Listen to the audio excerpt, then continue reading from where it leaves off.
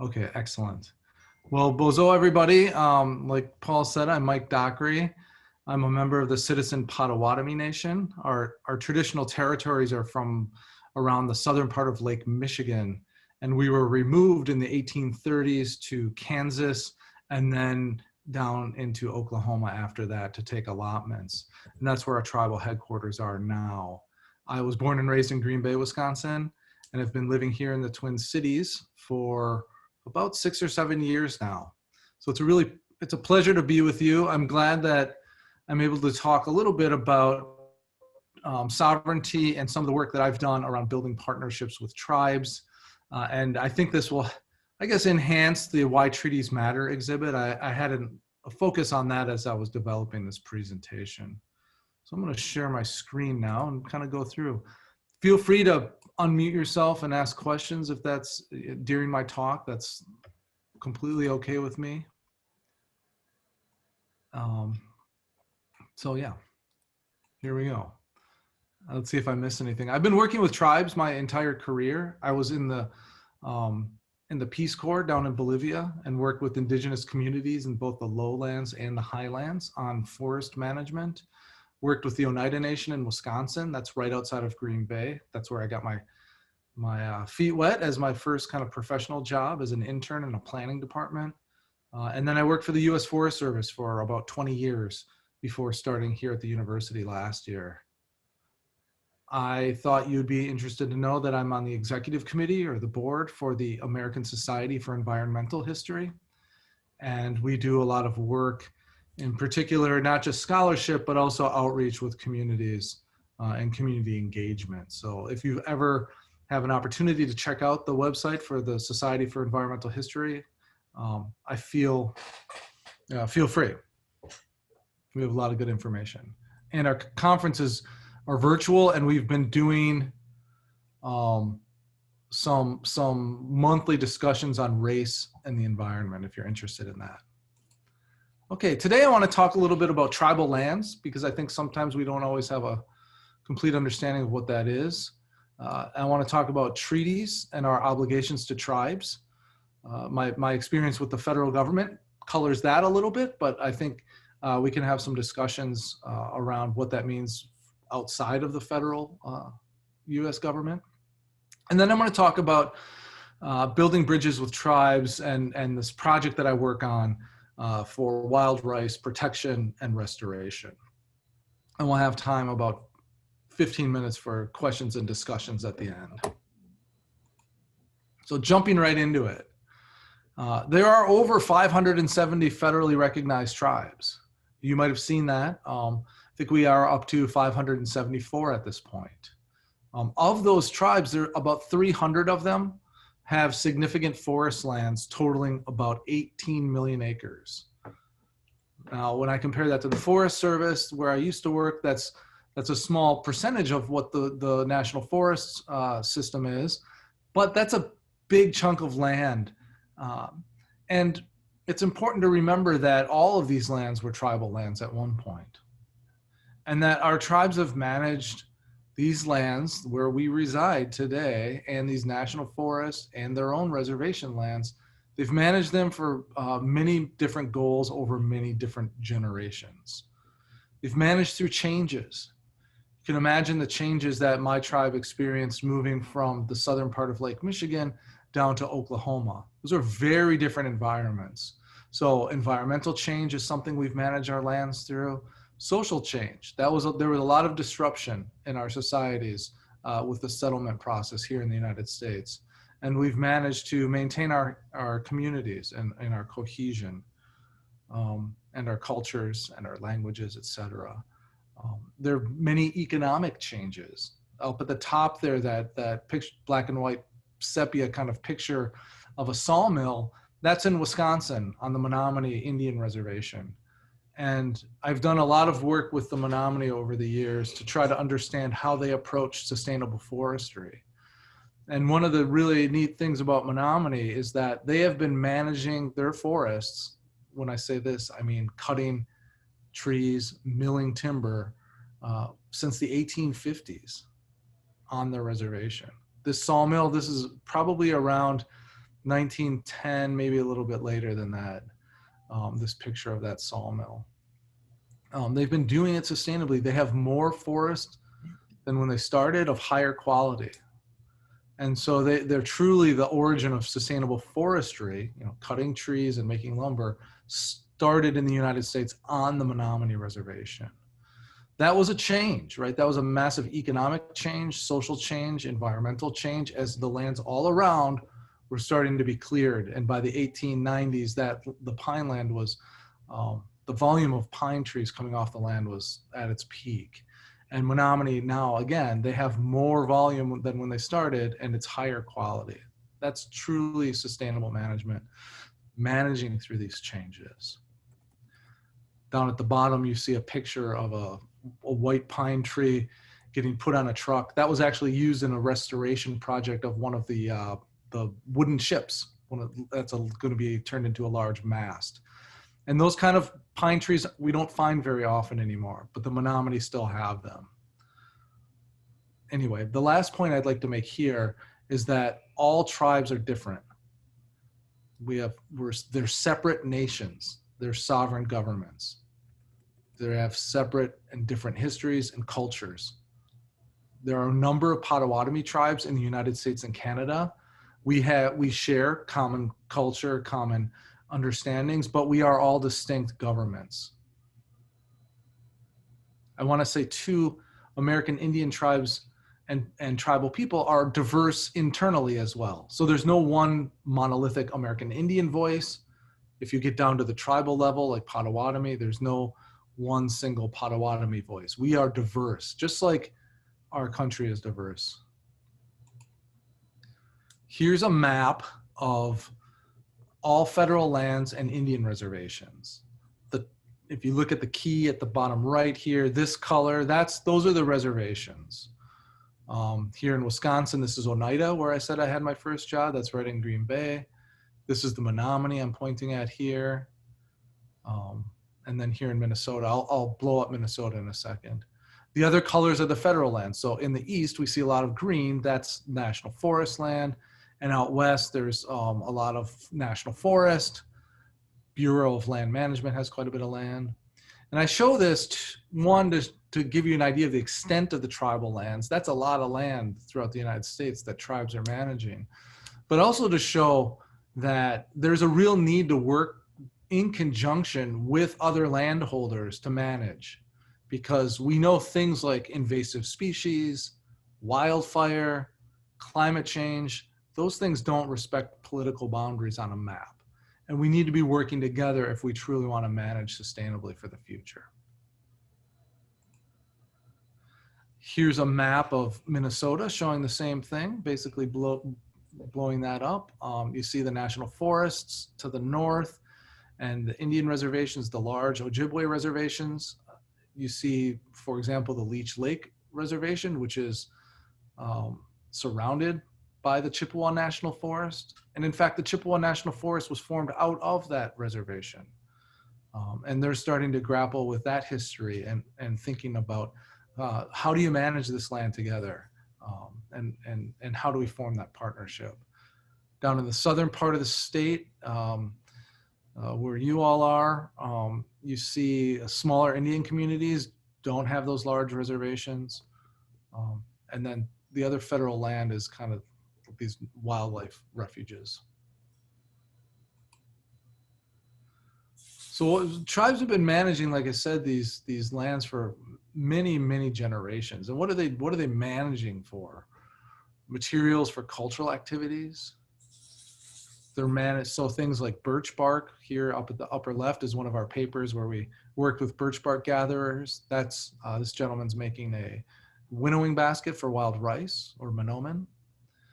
Here's some children in a birch bark canoe working on that. That's pretty neat. So those are cultural activities, but it's also economics. And here's a picture of the Menominee forest with a logger cutting down a tree to go to the sawmill. There's hunting, fishing opportunities that tribes have been managing for. We talk a lot about fire and fire use and how that is used in creating habitats for different animal species, as well as other things. Tribes have managed their lands for spiritual and religious ceremonies and access to their sacred sites. Down at the bottom left, you see a group of youth, a youth drum group that's up in Fairbanks, Alaska. They're from the Tanana Chiefs. They had a meeting for forestry meeting. They manage lands for forestry. You know, that's all cultural management, economic management, social management. That's something that the tribes have been doing forever. I said this already, but I want to make it big, bold point. All the lands in the United States were tribal lands. And coming to the sort of the topic of the talk, we need to think about what are our obligations, knowing this and understanding this and grappling with this this fact. So now I'm going to kind of switch gears a little bit. Take a drink of water. To understanding treaties and our obligations to tribes. So I think if you've participated in some of the other talks here, you've talked a lot about treaties, or if you've had the opportunity to engage with the Why Treaties Matter exhibit, you've thought about this. So hopefully this isn't something totally new, but I'll go through it. And then I'll start, let's give us some prompts to think around our obligations to tribes. So I look at treaties and I go back to tribal sovereignty to understand them. Tribes are sovereign governments, and treaties essentially are agreements between two governments. The United States makes treaties with Canada, the European Union, you know, etc.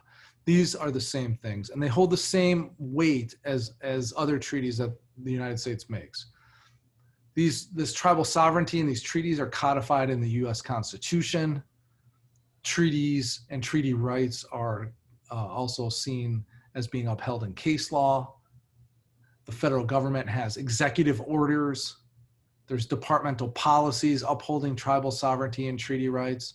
The state of Minnesota has the same kind of things, governor's orders and departmental regulations for working with tribes and respecting that tribal sovereignty and treaty rights.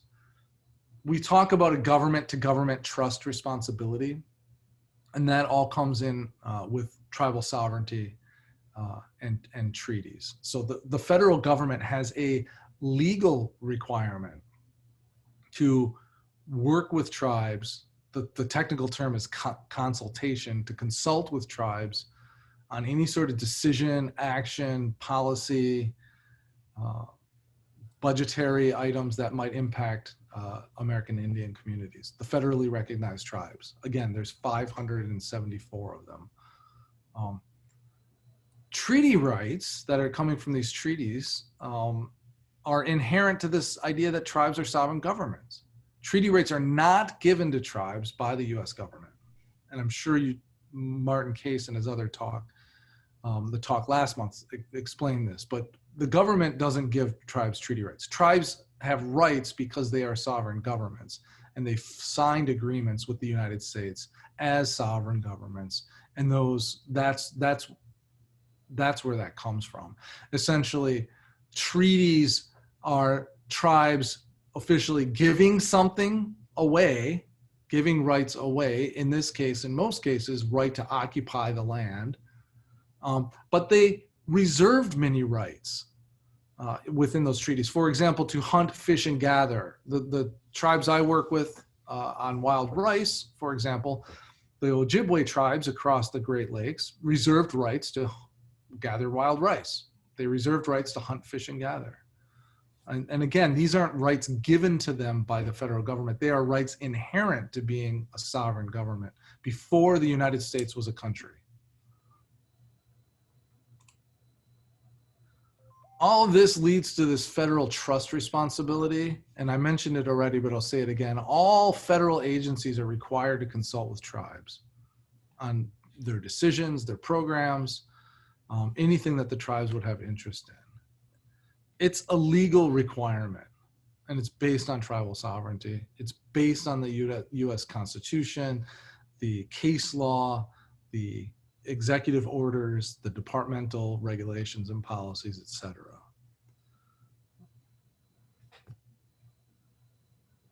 Treaties, as I mentioned, have these reserved rights, and those are also legal responsibilities. We see that in the court cases as well. Many times tribes have had to go to court to exercise to get their treaty rights recognized. Again, it's not something the government's giving the tribes, it's something that they inherently have, but have been blocked from expressing. So for example, in Wisconsin, where I'm from, the fishing is, tribal spearfishing was a big treaty rights case. Here, Mille Lacs in Minnesota, another one that basically lays the framework that yes, the state and federal government have the legal obligation to allow tribes to access the rights that were retained during the treaty making process. The states have some legal obligations, but it's a lot clearer, at least for me, what the federal responsibility is. And oftentimes in these treaty rights cases, it's the tribes against the state. And the federal government, because they have that trust responsibility, are essentially required to support the tribes in those lawsuits. So you'll see lawsuits against the states themselves, state of Washington, state of Minnesota, or Wisconsin. But I think beyond that, the states, like our governor here, there's an executive order that essentially says that each agency needs to develop consultation plans with how are we going to approach consulting with all of the federally recognized tribes in the state of Minnesota. But then even beyond state obligations, I think we all have moral and ethical obligations. And we're living in a time of heightened awareness of the injustices that have been unequally experienced by Native communities, by our Black communities, et cetera. And so there's really moral and ethical obligations that we have, I believe, around working with tribes. Here's something, I'm not sure if you saw it, probably not, but it's a really cool tool that you can use to look at any place in the lower 48. You can click on this map created by the U.S. Forest Service and see what treaties were signed in any given area. So I clicked on down here the treaty that Goodhue County has, and it comes up with this session number 289. Okay, what does that mean? This, if you go to the easiest way to find this website is to just type into Google U.S. Forest Service Office of Tribal Relations. It'll bring you to the main page that they have, and scroll all the way to the bottom and you'll see this link to something called Tribal Connections. Anyway, you can just click on the map here, and what pops up are the actual treaties. I'm going to go back a second. Treaties pop up. The text of the treaties pop up. You can get it in, both this form. So this is the 1851 treaty that was signed in this area for Goodhue County, and the treaty with the Sisseton and Wahpeton Sioux communities. You can go and read what was all in that treaty. And I'll admit I'm not an expert on this treaty, but you can go in and see that. You can also see in that website the tribes that are current, or the current federally recognized tribes. Going back to my example of Potawatomi, there's a number of Potawatomi tribes in the United States. The treaty might just say Potawatomi. Okay, well, who's that now? Well, I'm Citizen Potawatomi Nation. There's Forest County Potawatomi Nation in Wisconsin, Prairie Band Potawatomi in Kansas. That would all be listed in this website. So it's a really good resource to understand where you are and just to start dipping into what treaties were signed here, how did that land transfer, and what were the obligations written into the treaties. This book, and you, like I said, Martin Case talked last month in your series here, but this book is really good. It's really dense and it has a lot of information, but it'll give you a great understanding of this treaty making process. And in particular, there's a lot of focus here in Minnesota.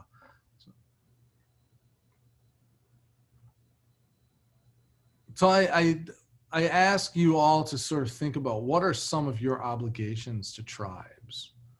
Here we have a picture on the Mississippi River.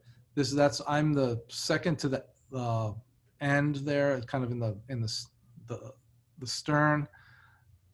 The middle person who's looking at us is the president of the University of Minnesota. And then in front of her is a community member that I work with from one of the Ojibwe tribes in Wisconsin. And then the person in the bow is a community partner from the Pacific Islands who works with Professor Vince Diaz, who's sitting behind me. And so this was a way that the University of Minnesota, during the president's inaugural activities, recognizes the importance of working with Indigenous people, working with the tribal communities. And she's signifying that this is going to be an important thing that her administration is going to be doing, recognizing and starting to grapple with what are the obligations to tribes. And then once you start kind of thinking around what are your obligations, you need to start talking about how do we go about doing this? How do we go about fulfilling any obligations we might have, legal, moral, or ethical obligations? And now I'm going to switch gears and talk a little bit about how I go about this in my work. Oops, I forgot I had this slide. So yeah, I challenge you all, and maybe we can talk when I'm done here, but understanding, how Goodhue County came to be. What about the Historical Society? Martin Case talks a lot about historical societies and how they were developed. It's really interesting. So thinking about those questions are really important. Essentially, what happened with the land that you're standing on? Because it was Indigenous land for 1,000 years or more before it was the United States of America. How did that all transpire? And once you have a understanding of that, what are the tribes and what are the tribal sort of goals? How have they been managing? How are they thinking about things? And how do they think about obligations for the broader state of Minnesota or your county? One of the ways the university does it, and we're starting to see this across the globe, we're starting to see it more and more in the United States, are these ideas of land acknowledgements. Now, I'm not sure if anyone has thought about those or maybe they're old hat, but land acknowledgement is doing exactly what I just laid out. What is the land that you are standing on or sitting on or working in or living on, and recognizing the Indigenous relationship to that land and your obligations to that. So Metro State University, if you Google them, they had a really good program. It's a YouTube series you can see, or I don't know if it's a series, it's a YouTube talk, really nice panel discussion that talks about land acknowledgements. And they define land acknowledgement as statements to honor the land's original Indigenous inhabitants. Statements such as these are common practice in Australia and Canada and have made their way now to the United States, like I said. And if done well, they can really serve as an important educational purpose. They can also do harm if they're not done in conjunction with the original people, with those Indigenous people. And it will force further marginalization and exclusion. And the example that they give there was somebody wanted a land acknowledgement for a condo project that was going up in the Twin Cities area and asked a tribal member to give one. And they said, I can't afford to live in that condo. Why? What is your purpose for wanting this land acknowledgement? That caused further harm because it just highlighted the inequities, this historical inequity and current inequity. Oops, I clicked off the side of, okay, there we go. There's just a screenshot of that conference at Metro State. But I highly recommend watching that if you're interested in thinking that through. And that's a real practical thing that, again, the University of Minnesota is doing it, other universities are doing it, other organizations and institutions like historical societies could also do this as well. Here's at the Bell Museum, on the University of Minnesota St. Paul campus. And this is a land acknowledgement that was done in conjunction actually with this gentleman here on the right, Chante Maza, who's a professor in American Indian Studies at the university. but he's on the board of directors for the Bell Museum, and he helped come up with this land acknowledgement. And it says, "The land you are standing on is Dakota land. We are the original inhabitants of this area, known as Minnesota Makoche, the land of Minnesota. We originate from Bedote. We are still here. We have our own way of looking at the natural world. We have observed that we are all part of the same creation. We live among our fellow creations as relatives. Our values, like the ones listed here, tell us how to live as good relatives with those relatives." And I'll kind of zoom out. This is a really nice plaque that's on the Bell Museum when you first go in there. And these are the values: observation, wisdom, and knowledge. Here is the confluence of the Minnesota and Mississippi rivers. That's the Bedote that he's talking about in that. Yeah, Chante Maza, Neil McKay. That's a land acknowledgement done with tribal people. Also, there's a lot of work to be done from the institutional side as well to do land acknowledgements. Here's another one from the University of Minnesota that talks about, well, I'll just read it. The University of Minnesota Twin Cities is built, oops, can't see it, built within the traditional homelands of the Dakota people. Minnesota comes from the Dakota name for this region, Minnesota Makoche, the land where the waters reflect the skies. Each day, students, faculty, staff, and community members who use our services look out our windows onto the Ha-Ha-Wakpa, the river of the waterfalls. The Circle of Indigenous Nations recognizes the original peoples of this place and makes ongoing efforts to educate the campus community about the ongoing relationship that Dakota people have to this area. Oftentimes when I discuss land acknowledgements, I talk about there's traditional, historical, and contemporary relationships to the land that Indigenous communities have had. We have to recognize all of that.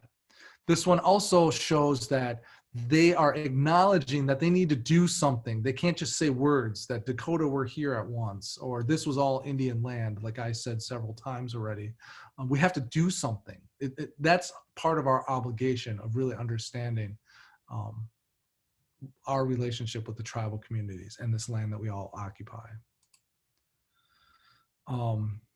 This, I might be repeating myself, but words are important, but we need to do something about it. It's really a responsibility. And the lands where you are, the lands where I am sitting right now, are traditional, historical, and contemporary homelands of the Dakota people. We have to acknowledge that and try to understand what that means as we move forward. The land and people have had a continuous relationship. It has been stressed through this treaty making process as land was ceded for occupation, but it is still there, and it always has been. So this brings me to sort of the final part of what I want to talk about, and that's how I really approach this. So I see my obligations, a way to fulfill my obligations is to build partnerships with tribes, to understand tribal goals for, in my case, forestry, in thinking about historical society, maybe goals for historical interpretations, maybe goals for recognition of where the land came from. But you can't get to that, you can't understand what tribes really want and how they want to talk about these issues without building partnerships with them. So this is where I focus a lot of my work on. Partnerships happen, and I've been talking about federally recognized tribes. You've got tribal governments. That's probably the easiest thing to really conceptualize. It's a government, just like state, federal, city, county governments. And you can make partnerships there.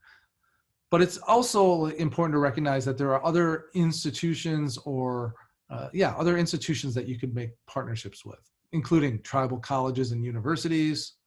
I work on natural resources. Most of our tribes have natural resource departments. So I could be working with them and not, at the higher level of tribal government. And then here we have treaty rights management groups, things like the Great Lakes Indian Fish and Wildlife Commission, who manage treaty rights. Was there a question?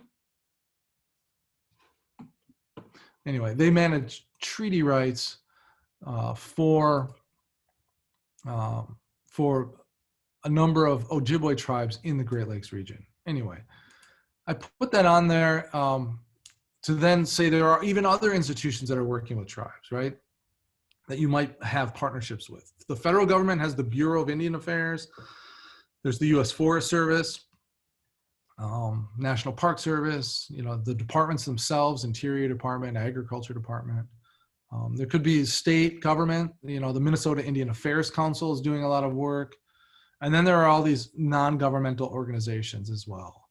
Intertribal Timber Council is one that I work with. Those 300 some tribes that have timberland that I mentioned, a lot of them belong to the Intertribal Timber Council. And it's an NGO. It's a place where tribes can get together and talk about forest management and their joint kind of concerns. And they also work in close partnership with the U.S. Forest Service and the Bureau of Indian Affairs. Anyway, other non-governmental organizations include Intertribal Agricultural Conference or Council and the National Congress of American Indians. I say this because when I say build partnerships with tribes, there's all sort of levels of partnership that we could be building. Here, I just pulled off the web the Sisseton Wahpeton's seal, the Fond du Lac Band of Lake Superior Chippewa. I put those on there. Those are the tribal governments. That's the official voice of the tribe, that legal entity that needs to be worked with in a formal consultation sense. But like I said, there's other levels. You could work with the tribal college, work with the treaty rights group, or an NGO like the Intertribal Timber Council. The final portion, and this we have thank our students for taking wonderful pictures. I've been working for the past several years on a project, Kawegada Nana Gadawendaman Monoman, which means first we must consider the wild rice. This is a project that is tribally directed. So we spent about a year building partnerships, having meetings. What do tribes want to see with rice? What are their concerns? What are some of the issues around protection and restoration of wild rice habitat? And how could we as university faculty member bring resources to help address those goals? It was over a year of just having meetings and talking about goals and objectives, getting to know each other, seeing if we could actually make a partnership. And wild rice, as you might know, has been part of our tribal communities for generations, right? It's a traditional food source for not only Ojibwe, Potawatomi, where we are related, but also Dakota people in this region. So it's been really important for our tribal communities, both, again, and we can say economic, socially, culturally, spiritually, all aspects of life. Dakota say Pisin, if I'm saying that right, Monoman in Ojibwe. This is showing the contemporary relationship to rice. This is the Fond du Lac Band. That's one of their boats that they use, and they're restoring that area. You can see there's not a lot of rice there, but they're using that boat to restore rice in that lake. This is showing one of the keys to building partnerships is to try to just get to know each other and be outside with the resource. So here are some elders showing, you can see one of our students kind of in the background, and she's looking on, but working to build or to create winnowing baskets out of birch bark for wild rice. So this is partnership building. This is learning from each other. This is getting to know each other outside of the, let's just say, the Zoom meeting maybe, or outside of the conference room, where I did a lot of natural resource planning. I'm in a lot of conference rooms. Here's some more. There's a student on the left making a wild rice knocking stick. And then just a picture of some of our tribal partners, our students, faculty members, all together on tribal land, on a tribal reservation, in this case, the Lac de Flambeau Reservation in Wisconsin. These are all things about partnership building. So I'm going to give you a couple, I think I have 5 points here, and then it'll wrap up. And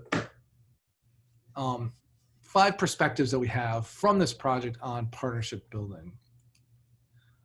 One strategy, and it's kind of tough, but acknowledging past and present harms. In our situation with wild rice, the University of Minnesota has been called out by the tribes in the region for doing wild rice breeding and then some genetic work on rice. And that is not only a past harm, but it's a present harm that is needed to be discussed before you can really build solid partnerships.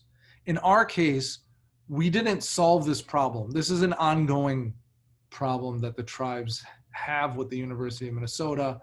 Most recently, the Minnesota Indian Affairs Council sent a letter to the university that said, as one of the points that they wanted to see was the university to stop work on breeding and genetics in wild rice, to make the cultivated wild rice. We need to acknowledge it. We could try to fix it, and we do. We use our voices to, if tribes aren't in a room where it needs to be said, we can share what we've heard tribes tell us. We can share things like that MIAC's letter, but we don't have the power. I'm a faculty member. I don't have the power to change that whole research program, but we need to acknowledge it. And if we don't acknowledge those past and present harms, it's hard to move forward with a productive partnership. Another strategy is collaborate as equals. Right? What does this mean? For us, it means respecting tribal knowledge. The tribes have had thousands of years to be with rice, wild rice, Monoman, Pasin. They have a lot of knowledge around that. We have to respect that. We have to respect tribal labor. They're doing often tribal natural resource departments or even the museums. They don't have a lot of staff. They don't have a lot of funding. And we need to respect that. If they're working with us, let's respect their labor. In terms of faculty members, when we write grants, we put money in for our tribal partners to get paid, just like I would get paid out of the grant. And then respect tribal goals for whatever you're doing. Here's just a quick example of listening to tribal knowledge. And this dam was something that our tribes, one of our tribal partners said, this is impacting wild rice. And the scientists, the hydrologists they do a lot of work with dams, but this wasn't something they were focusing on in their research. And in fact, they probably wouldn't have if they didn't, if they just set up the project without listening to tribes or without a tribal partnership in the project. And lo and behold, they listened, they set some sensors up in a different part to account for this dam. And they're starting to understand the system in a way that is better than if they didn't have that partnership with tribes. They listened to the tribal knowledge. They listened and took it to heart to say, okay, we're gonna not just listen, we're gonna act on this. We'll put some sensors up where you think it's important. And again, science is benefiting from that. Not only is wild rice management and restoration being helped, not only are tribal goals being addressed in this, but science itself and our understanding of these ecosystems is enhanced by doing that. This is thinking about tribal labor. I showed a close-up of this airboat. It's kind of cool. I like it. Unfortunately, I haven't had a chance to get a ride on it yet, but maybe one day. But they're doing work, right? They have limited resources and they have a lot of land that they need to manage. And it takes time, and we have to respect that labor. Okay, another strategy, so I have 5, this is number 3, is forming data protocols. That's pretty particular for science where you're collecting things, whether it's interviews or if you're collecting samples, really who owns that and how are you going to deal with it to respect tribal sovereignty? And one way to do that is these formal agreements, where you can sign formal agreements that lays all these issues out. Here again, you see the University of Minnesota president, Joan Gable. She's in the middle there. To the left is a tribal chairwoman, and to the right are 2 Minnesota Department of Natural Resource heads. I think Pollution Control and Department of Natural Resource. Anyway, forming agreements amongst leaders is really, really important. Getting the leaders engaged in this work is important. So for us, you don't have to read all this. It just helps me keep my timing going. But basically, we have formal research agreements around our Monoman project. And any research conducted with Indigenous communities on tribal lands must have full consent of the tribe. That means the government or the government, whoever they designate that to, which could be the Natural Resource Department, that they sign off on it. However process they have, we respect tribal sovereignty. They own that data, so to speak. They own that work. We don't. We are visitors on their reservations. In ceded territories, we talk about joint ownership. And we really, so these formal agreements spell that all out. Finally, I've been showing this in the beginning, but fostering personal relationships is another partnership building strategy. So here's a student intern with one of our tribal partners, having fun on the water. Oftentimes I'll say, we need to canoe the water together. We need to walk the land together to understand each other, to understand different perspectives, to understand how our tribal partners are seeing and interacting with the world. It's really important. And you can't do that without personal relationships. So going out in our case, in the canoe for wild rice, having a meal, that's really important in tribal communities. Here's one of our lunches doing our research project. A lot of different people showed up. You can see all the trucks, different community members, different students, faculty, etc. We're getting to know each other. That's important. Things like going to a powwow, that's really important. It's a way to build those personal relationships that are outside what we would think of as our normal activities for work. And there's, COVID aside, there's a lot of opportunity to participate in powwows here in Minnesota. And then the final one, and then we can open up for questions and discussion here, but we need to be prepared to navigate institutional barriers. It's hard to do this partnership work. Universities aren't set up to really think about tribal knowledge as they are set up to think about individual faculty rights, or, for example, companies that have a patent. They're set up to think like that, but not about tribal communal knowledge. So there's a lot of navigating institutional barriers in this work. Not everything's going to work. You can try something, doesn't always pan out the way you think, but keep working at it. This is, being strong. Yeah. Building support from leadership is important. I showed the president a couple times, the University of Minnesota. That shows everybody at the university, this is something that's important. And everyone then has renewed interest to work on that. And then finally, the tribal partnerships are for the long term. Tribes were here well before the United States was formed, and they will be here for the long term. So these partnerships may take time, but that's okay, because tribes aren't going anywhere. And then finally, I just have to throw this in, and you've seen a bunch of pictures that were taken by our students, and our students are in it, but getting Native and non-Native students involved is really important. That's been a tribal goal. I don't want to say it's universal, but pretty much every tribe I talk to want opportunities for students. And that's a really nice intervention place. And I think it's important to highlight that. So just to wrap it up, the way we've done and the way I approach partnerships is building partnerships with individual tribes, the treaty rights groups and intertribal groups, and then the tribal colleges and universities. That's really important. Our project includes all three of those. We meet with tribes and walk the land or canoe the water with them on their own terms. We've developed research protocols. And then I haven't talked about this, but this brings us back to obligations. We want our research to give back to the community. One, it's based on community goals, so they're driving the research, but then we don't just write scientific papers. We're presenting this at community events. We're presenting to the tribal council, to the natural resource departments. We're putting our packaging information that they can really use for their land management. And this all requires a respect of tribal sovereignty. So I leave you with this question again: how can you build relationships and fulfill obligations to tribes? Miigwech. Thank you very much. There's my son and daughter catching a little fish there. Took that this summer. It was pretty fun. With that, I will stop my presentation and open up for sort of questions. Hopefully this didn't feel like a whirlwind. If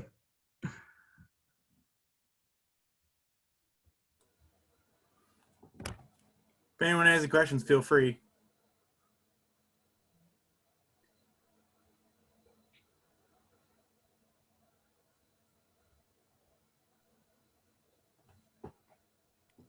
I think the Historical Society is in a real good place to do a lot of this work. Bringing the Why Treaties Matter exhibit is showing that, starting to show that obligation and then fulfilling some of the obligations we have. And you saw that in those land acknowledgements. It's raising the awareness, first of all. We need to really kind of grapple with what has transpired on the land, and that treaty exhibit is really good at doing that. And so it's more than a first step, because you had to do a little bit of thinking and reflecting and work to get to this point to bring the exhibit, because I know it takes resources, but it's really valuable. Other things, I don't know if you all have programs for students. You probably do. I like the fact that these talks are on YouTube, so anyone can look at them now afterwards and learn. I'm certainly going to go back and watch the one from last month. I'm going to share it with my students because they're interested in treaties as well. And so there's a lot of opportunities here. I think, and I don't know, I don't want to put you on the spot, but one of the things in the Martin Case's book, what is it, the book? Oh, I don't have it in front of me. Anyway, the relentless business of treaties. Yeah, the relentless business of treaties was the development of historical societies as ways through which to basically define the narrative of these land transfers. I don't know, Paul, if you've read it. It's really an interesting thing that I didn't know too much about. So he's tracing who is setting up these. I think he talks more about the state historical societies. But why were they set up? They were set up by the same people that were signing the treaties and taking the land. And we know that not all the treaty making was above board, right? There was a lot of coercion, and there was just a power imbalance at many times in these treaty signings that were, well, I'll just leave it at that. The other thing that he brings up in that book is that the treaty signers, the ones that were doing it for the United States, were a very elite group of individuals. And that our whole narrative of this yeoman farmer that's coming out west and setting up the little farm, that happened after these treaties were signed. And that those elite individuals and families took, just like today, you see a lot of resources going to the top. The narrative really is about the extraction of wealth to a very few people, and that the farming kind of narrative of the individual, yes, it's not taking away from that. There were individual farmers that set up their homesteads, and obviously, right? But that's not a direct consequence of these treaties. The first consequence that happened was this generation of wealth for a few people, a small group of elite individuals, which I didn't know. That's really interesting. And then those individuals in turn set up many state historical societies that would then tell the story of how benevolent this transfer was, and how, basically to perpetuate some of the narrative that we all have, kind of seen in grade school. And just a note on the exhibit, we have it through the end of the month if you guys want to come see it, but also there is a digital option if you guys don't feel comfortable coming in person as well. So I can put those links up on our website. I believe they already are up by our curator. So guys, feel free to look at that or come in person and see us. And I want to thank Mike for speaking today. It was really interesting. Thank you for having me. It's a real pleasure. I love sharing, and I see this as part of my obligations. I've learned a lot from the tribes that I work with, and kind of spreading the word, getting things that I've learned out there. So I think that all of us, pretty much tribes, you're going to hear this. Not everyone, again, tribes are diverse. People are diverse within the tribes, but oftentimes you will hear, we're all in this together. And you saw that in the land acknowledgement for the Bell Museum. We're all in this together. We need to move forward. And I think today, with our social problems, our economic problems, our environmental problems, we're not gonna solve any of that if we don't come together as people and move forward. So I'm happy to be here. Thank you for inviting me. Well, if no one else has any questions, we're gonna end it for the time. And thank you guys for saying in chat. And I don't know if you saw Mike, but everyone was saying, or a few people were saying thank you. So Yeah, I did. Thank you all for being here. all right.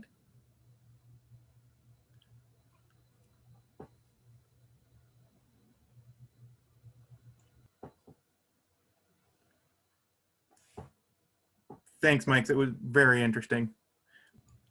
No problem. I really had fun putting this together. So yeah, it's Yeah. the wild rice stuff is kind of new. We haven't really synthesized. We have a paper that just came out. Actually, I don't know if people like to look at papers, but I could send you links to that paper that I talked about.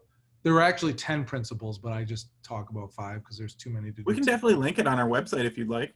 Yeah, I mean, if people would be interested, I have that one. And then I have another one about building partnerships with tribes. You know, some of the stuff that I do too that you might be interested in is the history of sustainable forestry in the United States and the indigenous roots of that sustainable forestry. So I talked a little bit about Menominee. I don't think I have any recordings out there. Again, that's why I like doing this too, because then I can say, oh yeah, you can check out the YouTube video. No, that's another thing. Yeah. And that was half of my dissertation was